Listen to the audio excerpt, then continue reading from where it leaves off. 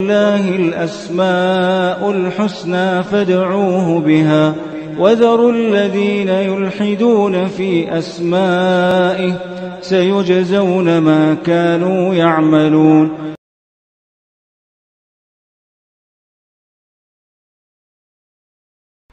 بسم اللہ الرحمن الرحیم الحمد للہ رب العالمین وبہ نستعین وصلی اللہ وسلم علی سید الانبیاء والمرسلین وعلی آلہ واصحابہ اجمعین ومن تبعہم بإحسان الی یوم الدین اما بعد. انشاءاللہ تعالی اس نشست میں اور آنے والی دو نشستوں میں، یعنی گویا کہ کل 3 نشستوں میں ایک موضوع سے متعلق گفتگو ہوگی جو خاصا اہم ہے. وہ یہ ہے کہ توحید اسماء و صفات اور توحید الوہیت کا آپسی تعلق. یہ موضوع بہت اہم ہے. اس موضوع سے متعلق علماء نے بہت کچھ لکھا ہے. مسئلے کے پہلے میں وضاحت کر دیتا ہوں.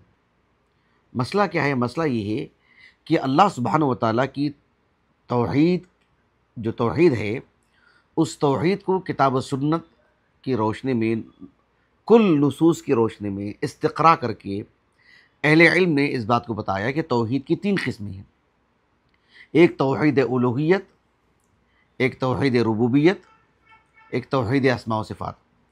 تو توحید ربوبیت، توحید الوہیت اور توحید اسماء و صفات، یہ جو تقسیم ہے یہ کتاب و سنت سے ثابت شدہ ہے، اور استقراء سے یہی بات واضح ہوتی ہے. اس کی چوتھی کوئی قسم نہیں ہے. توحید حاکمیت وغیرہ جو ہے یہ ایک طرح، اس میں بھی ایک طرح کی بدعت ہے. توحید کی اقسام میں جو کتاب و سنت سے ایک ثابت شدہ چیز ہے اس میں اضافہ ہے، اور ہوا نفس کے شکار لوگوں نے ہی یہ اضافہ کیا ہے.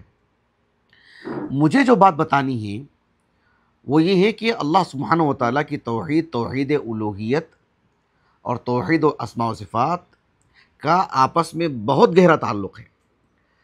اللہ رب العالمین کی عبادت کے لیے ہم پیدا کیے گئے ہیں. یہ ہے توحید الوہیت، یعنی اللہ رب العالمین کا حکم ماننا، اللہ رب العالمین کا جو دین ہے صرف اسی کو تسلیم کرنا، اسی کے مطابق زندگی گزارنا. اللہ تعالیٰ نے یعنی جس طرح سے اپنی عبادت کا حکم دیا ہے، رسول اللہ صلی اللہ علیہ وسلم کو بھیج کر کے جو بندوں کو بتایا گیا ہے اسی طریق پر عمل کرنا. اللہ رب العالمین کی پسند اور ناپسند ہی کو ملحوظ رکھنا، یہ ہے توحید الوہیت. اللہ سبحانہ و تعالیٰ کا ہے کون؟ اللہ کا اپنا ایک تعارف ہے. اللہ سبحانہ و تعالیٰ کے اسماء ہیں، اسماء حسنہ. اللہ رب العالمین کی متعدد صفات ہیں، اللہ رب العالمین کی متعدد افعال ہیں، کتاب و سنت سے ثابت شدہ ہیں. ان سب کو تسلیم کرنا جس طرح سے اللہ رب العالمین نے اپنے لیے بیان کیا ہے. جو لفظ اللہ رب العالمین نے اپنے لیے کہا ہے اس کا اپنا ایک معنی ہے، کیفیت ہم کو نہیں بتائی گئی. تو اللہ سبحانہ و تعالیٰ کے اسماء حسنہ کو ماننا، اس پر ایمان رکھنا، اس سے دعا کرنا، اللہ تعالیٰ کی صفات پر ایمان لانا وغیرہ وغیرہ، تو یہ دونوں لازم ملزوم ہیں. بات واضح ہو گئی. اب رہی بات توحید ربوبیت ہے، وہ بھی اصل ہے، وہ بھی اہم ہے، لیکن یعنی صرف توحید ربوبیت کی بنیاد پر کسی کو جنت نہیں ملے گی. صرف توحید ربوبیت کی بنیاد پر اللہ رب العالمین کی رضا وہ حاصل نہیں کر سکتا. ابھی میں اس کو سمجھاتا ہوں انشاءاللہ تعالی. یہ ہے مسئلہ. اس سلسلے میں ایک عرب عالم ہے جو توحید اسماء و صفات سے متعلق اللہ تعالیٰ کے فضل و کرم سے آپ کی بڑی بڑی بڑی عمدہ خدمت ہے. آپ کی متعدد کتابیں ہیں اور بہت غیور ہیں الحمدللہ. اللہ سبحانہ و تعالیٰ کی توحید الوہیت ہو، توحید اسماء و صفات ہو، اس کو بیان کرنے میں یا اس کے جو معارض جو یعنی نقطہ نظر جو امت میں عام ہے، خاص کر اشاعرہ وغیرہ، ان پر رد کرنے میں، علمی اعتبار سے رد کرنے میں ماشاء اللہ تعالی یعنی ایک نمایاں عالم دین ہے ماشاء اللہ تعالی اس باب میں. اور اللہ تعالیٰ کے فضل و کرم سے آپ کی کافی کتابیں بھی ہیں ہمارے پاس. اس میں آپ کی ایک کتاب ہے کہ الاحتجاج بالآثار السلفیہ، الاحتجاج بالآثار السلفیہ علی اثبات الصفات الالہیہ والرد علی المفوضہ والمشبہہ والجہمیہ. اس کتاب کی یعنی 2 مرتبہ طبع ہوئی ہے کتاب. وہ اس کا جو پہلا نسخہ ہے وہ بھی ہمارے پاس موجود ہے الحمدللہ. یہ اس کی دوسری طبعات ہے، وہ بھی میرے پاس موجود ہے اللہ تعالیٰ کے فضل و کرم سے. یعنی اس میں آپ نے بطور تمہید ایک بات کہی ہے جو بڑی عمدہ اور شاندار بات ہے. آپ نے کہا کہ قرر اہل السنہ ایک بکرو سبحان اللہ، آپ نے کہا کہ قرر اہل السنۃ والجماعہ ان توحید العبادہ لا یتم الا باثبات اصلین عظیمین. کہا کہ اللہ سبحانہ و تعالیٰ کی جو توحید عبادہ ہے، توحید العبادہ ہے، توحید الوہیت ہے، اللہ رب العالمین کی عبادت ہی کے لیے جو ہم پیدا کیے گئے ہیں، تو یہ دو بنیادی اصول ہیں، ان کو ثابت کیے بغیر یا ان کو اپنی زندگی میں لاگو کیے بغیر یا ان پر ہمارا ایمان اس پہ لانا ضروری ہے. ہمارے ایمانیت کا اٹوٹ حصہ ہے. وہ دو بنیادی اصول ہیں، اس کے بغیر یہ چیز مکمل نہیں ہے. توحید عبادت دو بنیادی اصول ہیں، اس کے بغیر ممکن ہی نہیں کہ یہ مکمل ہو. کہا کہ ایک یہ ہے کہ اثبات صفات الکمال، اثبات صفات الکمال، اللہ سبحانہ و تعالیٰ کے سبھی صفات پر ایمان رکھنا. اللہ رب العالمین کے جو صفات ہیں، چاہے صفات اثبات میں ہو یا اللہ رب العالمین کے تعارف میں جس چیز کی نفی کی گئی ہے جس لفظ کے ساتھ، مجرد اسی اعتبار سے اس میں بھی حذف و اضافے کی کسی طور پر بھی گنجائش نہیں، اور نہ اس میں بھی تعویل کی گنجائش ہے، جس پر گفتگو ہو چکے پچھلے دروس میں الحمدللہ. تو ایک ہے اثبات و صفات الکمال، اور یہ کس پر رد ہے؟ ردن علی اہل التعطیل، معطلہ پر رد ہے، جو اللہ رب العالمین سے متعلق یوں تعارف کرواتے ہیں کہ مطلب کوئی چیز ہے ہی نہیں. اللہ سبحانہ و تعالیٰ نہ دکھتا ہے، نہ روز قیامت اس کو دیکھ سکتے ہیں. اس دنیا میں تو نفی ہے ہی، جنت کی ایک عظیم نعمت ہے، اللہ رب العالمین کی سب سے عظیم نعمت ہے، لیکن اللہ رب العالمین کی رؤیت کا انکار. اللہ سبحانہ و تعالیٰ سنتا نہیں ہے، دیکھتا نہیں ہے، اللہ رب العالمین یہ نہیں کرتا، وہ نہیں، ہر طرح سے تعطیل کر کے رکھ دیا انہوں نے. سب چیزوں سے گویا کہ کچھ بھی ہے ہی نہیں، پھر کس کی عبادت ہو رہی ہے؟ سبحان اللہ، کس قدر مطلب گمراہ فرقہ ہے دیکھو یہ، نسأل اللہ العافیہ والسلامہ، اور کتنا دور کی گمراہی ان کو نصیب ہوئی ہے، نسأل اللہ السلامہ. تو اللہ سبحانہ و تعالیٰ کے حق میں سبھی صفات جو کتاب و سنت میں ثابت ہیں، قرآن مجید سے اور احادیث صحیحات سے، ان سب پر ایمان رکھنا، جس لفظ کے ساتھ جو تعارف کروایا گیا ہے، بغیر کسی تعویل کے، بغیر کسی تحریف کے، نہ اس میں تشبیہ کا کوئی معاملہ ہوگا، تشبیہ بھی نہیں ہوگی، اور نہ تعویل اور تمثیل اور تحریف کی بات ہوگی، بات واضح ہوگی، نہ تعطیل کی بات ہوگی. تو اس اعتبار سے اللہ سبحانہ و تعالیٰ کے سبھی صفات پر ایمان رکھنا ایک چیز، یہ ایک بنیادی اصل ہے. دوسرا بنیادی اصل یہ ہے کہ بیان ان المستحق للعبادہ اللہ سبحانہ و تعالیٰ، اور یہ کس پر رد ہے؟ رد علی المشرکین، کہ اللہ رب العالمین کی توحید الوہیت، کہ الہ صرف اللہ رب العالمین، اللہ سبحانہ و تعالیٰ کے رب ہونے پر ایمان رکھنا بہت اہم ہے. لیکن کل کا کل معاملہ یہ نہیں ہے.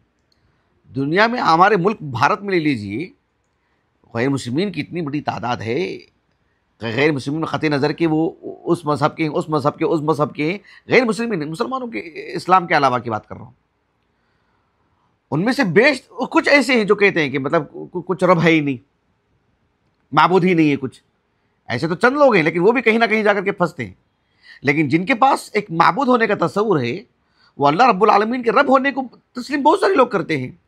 آپ کسی سے بھی پوچھیں آپ کو کس نے پیدا کیا؟ اوپر والا، اوپر والے کی مہربانی، اوپر والے کا احسان ہے. الفاظ اپنے ہیں، یہ اور بات ہے کہ اوپر والے کا تعارف انہیں صحیح سے نہیں ہوا ہے.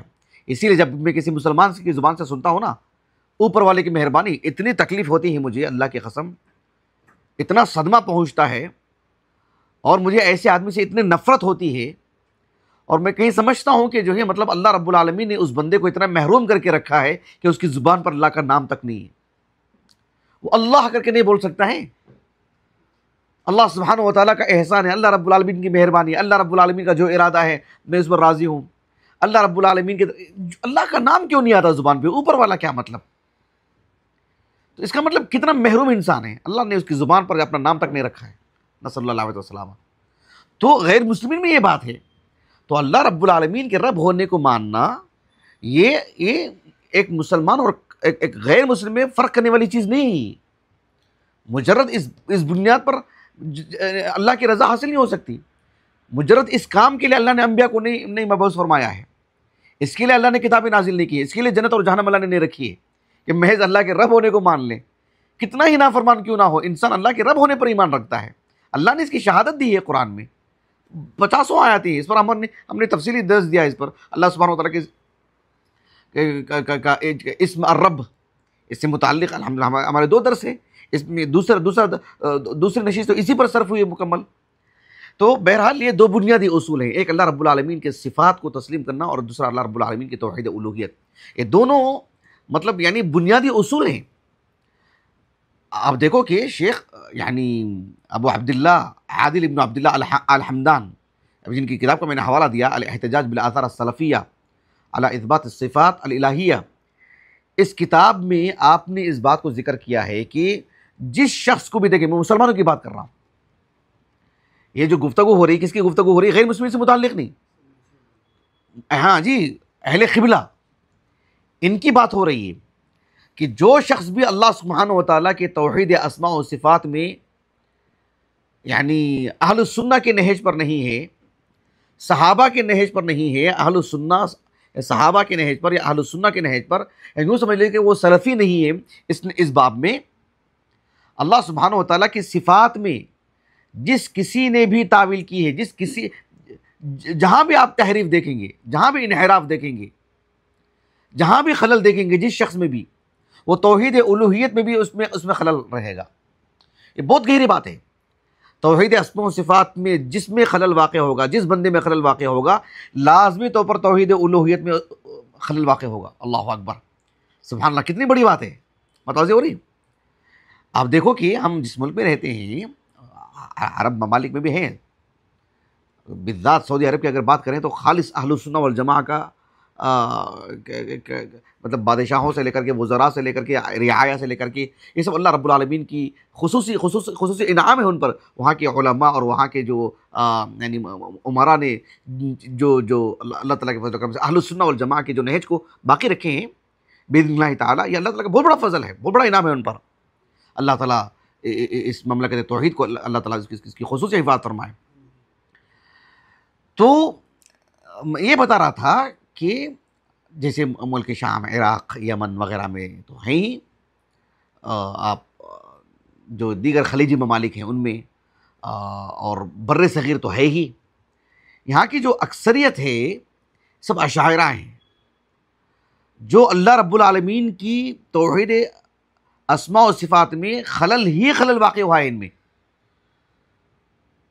کچھ کم کچھ زیادہ، لیکن تقریباً خلل واقع ہوا ہے، کسی میں کچھ کم، کسی میں کچھ زیادہ۔ یہ جتنے بھی اشاعرہ، بات واضح ہو گیا آپ کو؟ آپ دیکھو کہ ان سب میں توحید اسماء و صفات میں خلل واقع ہونے کی وجہ سے توحید الوہیت میں بھی ان میں خلل واقع ہوا ہے۔ توحید الوہیت میں بھی میں کچھ بڑی شخصیات سے متعلق انشاءاللہ تعالی، جسے شیخ ابو عبداللہ عادل بن عبداللہ الحمدان حفظہ اللہ نے جو مثالیں پیش کی ہیں آپ نے، میں انشاءاللہ تعالی ان کی اصل کتابیں لا کر کے میں آپ کو بتاؤں گا۔ اللہ تعالیٰ جزائے خیر دے آپ کو۔ آپ نے اس باب میں بہت کام کیا واقعات، حقیقت میں بہت عمدہ کام کیا ہے۔ تو توحید اسماء و صفات میں خلل واقع ہو کسی میں، نصر اللہ علیہ والسلامہ، توحید الوہیت میں لازمی طور پر خلل واقع ہوگا، لازمی طور پر۔ بنیادی بات کیا ہے؟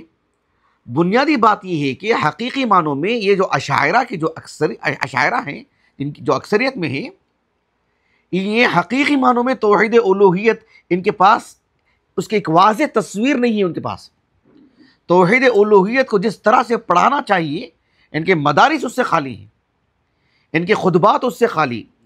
منبر پر آپ دیکھیں گے اس پر ان کی گفتگو صاف شفاف نہیں ہوتی ہے۔ توحید الوہیت کی بات کر رہا ہوں۔ اسی لیے توحید اسماء و صفات میں خلل کا یہ نتیجہ نکلا کہ توحید الوہیت میں خلل۔ اللہ سبحانہ و تعالیٰ کی توحید ربوبیت ہے نا، وہی ان کے پاس اصل توحید۔ توحید ربوبیت میں کسی میں شرک ہے تو وہی ان کے پاس شرک، وہی ان کے پاس مشرک۔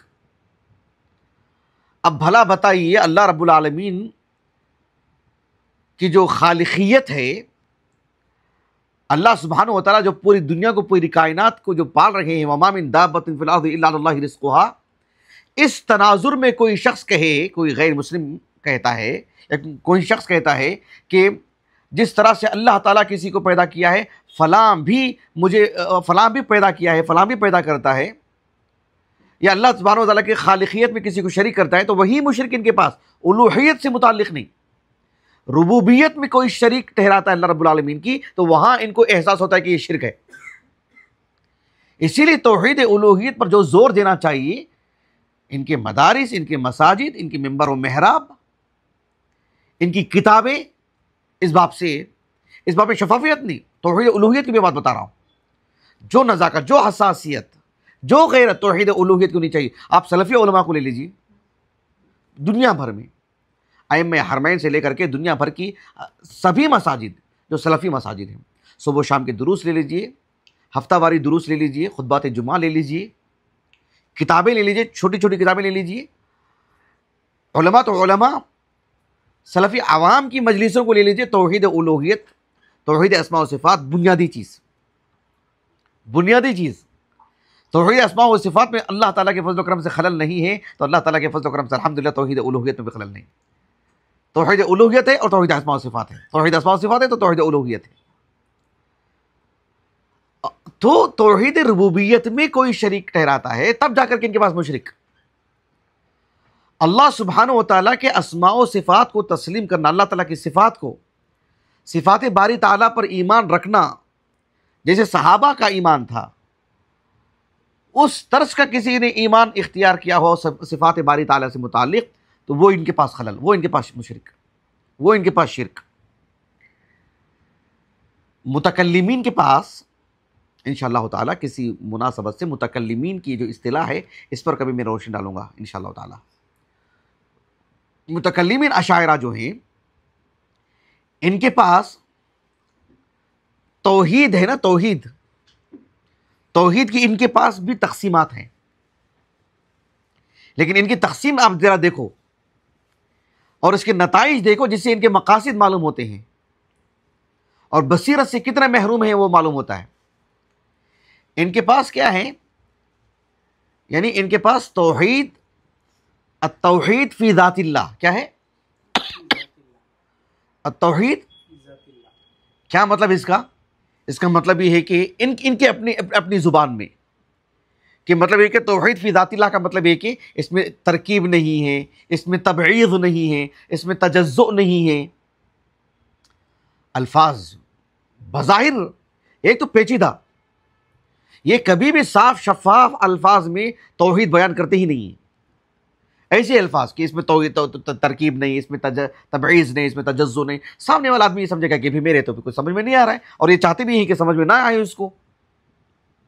لیکن التوحید فی ذات اللہ کا مطلب کیا ہے؟ ان کا مطلب یہ ہے کہ التوحید فی ذات اللہ مطلب ہے کہ الا قسم اللہ، مطلب ہے کہ اللہ سبحانہ و تعالیٰ کی توحید کو بیان کرنے میں، التوحید فی ذات اللہ کو بیان کرنے میں ان کو مقصود کیا ہے؟ ان کو مقصود یہ ہے کہ اللہ رب العالمین کے لیے عین، اللہ کے لیے جو دو آنکھ ہے وہ بہرحال اس کی نفی۔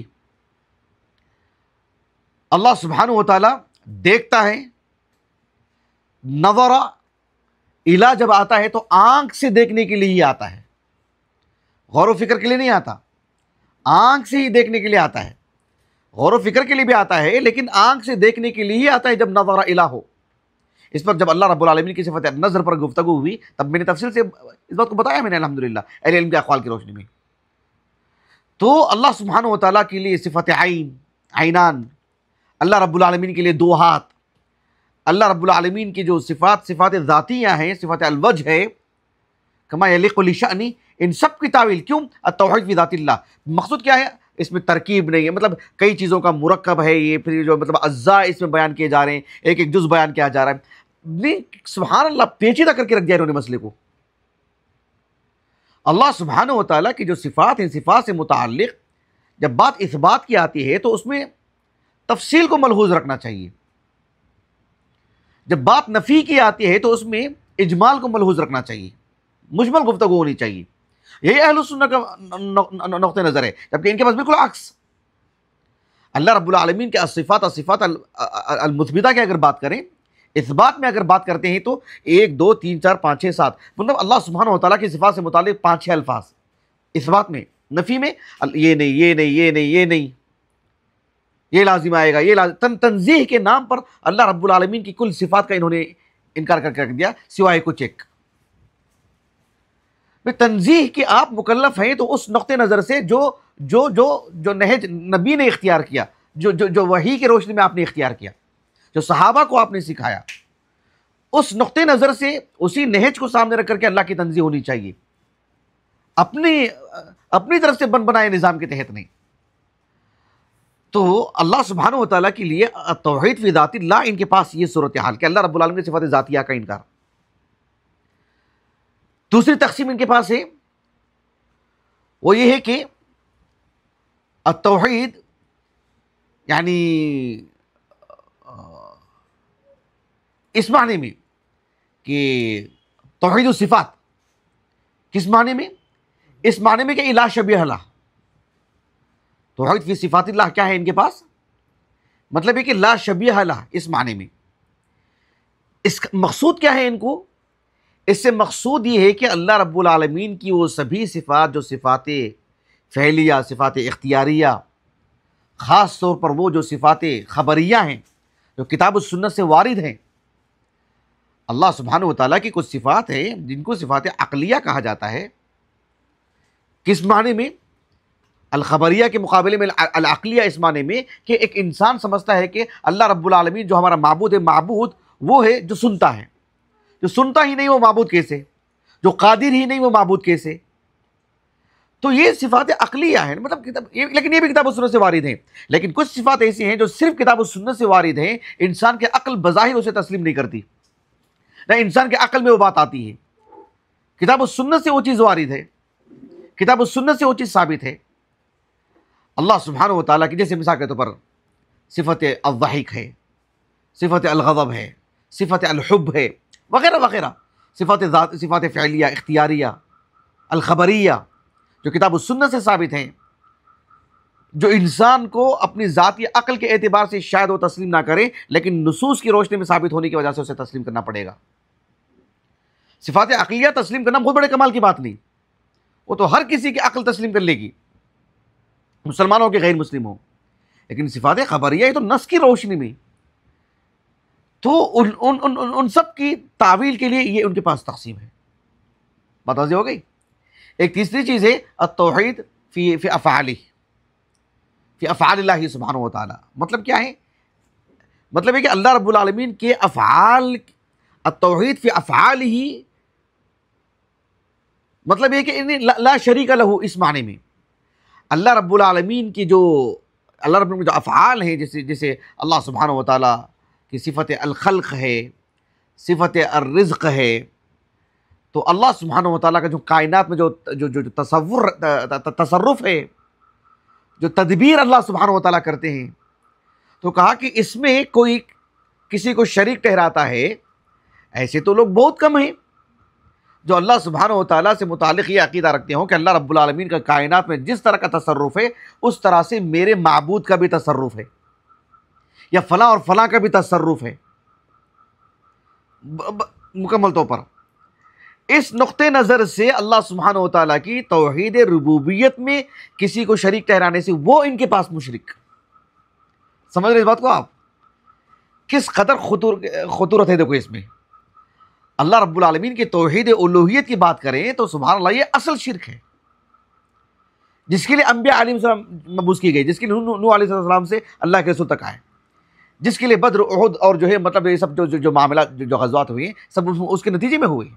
توحید الوہیت کی بنیاد پر اجعل الالہۃ الہ واحدہ لا رب الا اللہ, یہ ہے ہمارا کلمہ لا الہ الا اللہ. من ربک جو سوال ہوگا اس کا مقصود کیا ہے؟ ما دینک, یہ اصل مقصود ہے. من نبیک, یہ اصل مقصود ہے. جس نے تمہارا رب اگر اللہ ہے تو تمہارا دین کیا ہونا چاہیے تھا, عبادت کیسی ہونی چاہیے تھی, عبادت کس طرز پر ہونی چاہیے تھی, تو اسے الہ کیوں نہیں مانا آپ نے؟ اللہ کا اگر رب اللہ تمہارا ہے تو تم نے اسے الہ کیوں نہیں مانا؟ حقیقی معنی میں الہ ماننا وہی تو اصل ہے. یا ایھا الناس اعبدوا ربکم الذی خلقکم والذین من قبلکم, تو توحید ربوبیت ایک دلیل کے طور پر بات پیش کی گئی ہے، مقصود بالذات توحید الوہیت ہے، اور توحید اسماء و صفات اللہ کا تعارف ہے۔ تو اللہ سبحانہ و تعالیٰ کا جو تعارفی اعتبار سے اسماء و صفات میں جہاں خلل واقع ہوگا، توحید الوہیت میں خلل واقع ہوتا ہی ہے۔ عالمی سطح سے اور ہمارے ملک بھارت کے اعتبار سے بھی کچھ اصحاب علم کے حوالے سے جو اشاعرہ ہیں، کچھ مثالیں میں آپ کے سامنے رکھوں گا انشاءاللہ تعالیٰ۔ اس سلسلے میں دیکھو امام عبداللہ بن مبارک رحمہ اللہ کا ایک قول، جسے امام بخاری رحمہ اللہ خلق و افعال العباد میں، دیکھو کتاب وہ ہمارے بالکل دروازے کے پاس رکھی ہوئی تھی کتاب، وہ میں بھول گیا کتاب، وہ امام بخاری رحمہ اللہ کے خلق و افعال العباد، اس میں امام بخاری رحمہ اللہ امام عبداللہ بن مبارک رحمہ اللہ کا ایک قول ذکر کی ہے اپنی سند سے۔ قول کیا ہے؟ امام عبداللہ بن مبارک رحمہ اللہ کہتے ہیں کہ کل قوم یعرفون ما یعبدون، کہ دنیا میں جو بھی ہیں وہ اپنے معبود کی معرفت رکھتے ہیں، خصوصیت کے ساتھ اہل اسلام، اور اہل اسلام میں بھی جو حقیقی معنوں میں جو نبی کریم صلی اللہ علیہ وسلم کے متبع ہیں، صحابہ کے فہم کے کہ بالکل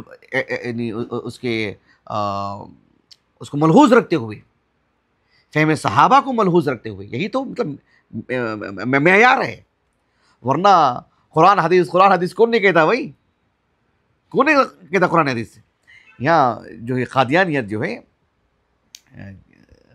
یہاں جو پیلس گراؤنڈ میں میلہ لگتا نا کتابوں کا، ابھی بھی لگ رہا کیا؟ سال حاصل ابھی بھی لگ رہا کیا؟ پہلے آپ لوگ جاتے تھے شاید، میں بھی گائے بگائے جاتا تھا دیکھنے کے لیے۔